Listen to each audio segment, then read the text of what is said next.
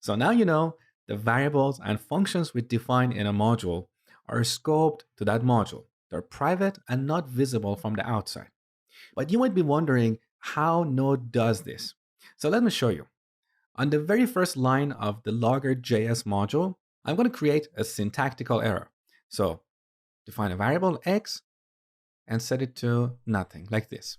So make sure to write this code on the very first line. In other words, if you have a line break here and do this on the second line, you're not going to see what I'm going to show you now. So put this back on the first line. Here we have a syntactical error. Now, back in the terminal, let's run the application again. Okay, we got unexpected token, semicolon, right? But look above this line. You see this function declaration. So this function has a few parameters: exports, require, module, file name, and dir name. So let me copy this code here. Now, basically what happens under the hood is that Node does not execute this code directly. It wraps it inside of a function, and that's the function you saw. So at runtime, our code is going to be converted to something like this. So we have this function declaration. Here's the body of that function. Now for now, I'm going to remove this error here. So this is our code. And then we have the end of this function. Now the actual code is slightly more complicated than this, but we don't want to get distracted with that complexity. If you're a more advanced JavaScript developer, you probably know this is an immediately invoked function expression, or IFI. If you don't know that, don't worry, that's not really the scope of Node. What I want you to take away here is that Node does not execute our code directly.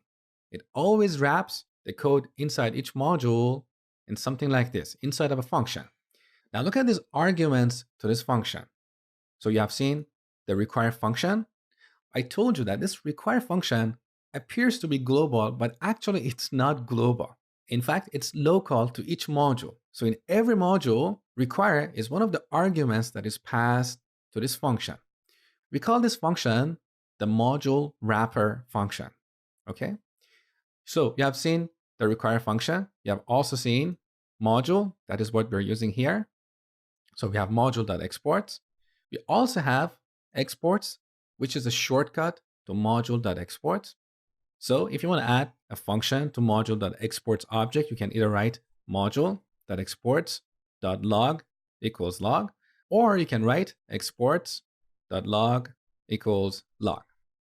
But you cannot reset this exports like what we did earlier. In other words, you cannot write exports equals log, because this exports is a reference to module.exports. We cannot change that reference, okay? So these are the first three arguments. We also have file name and dir name, which represent the name of this file and the path. So let's have a quick look at these arguments. On the top, I'm going to do a console.log of underline file name and also underline dir name.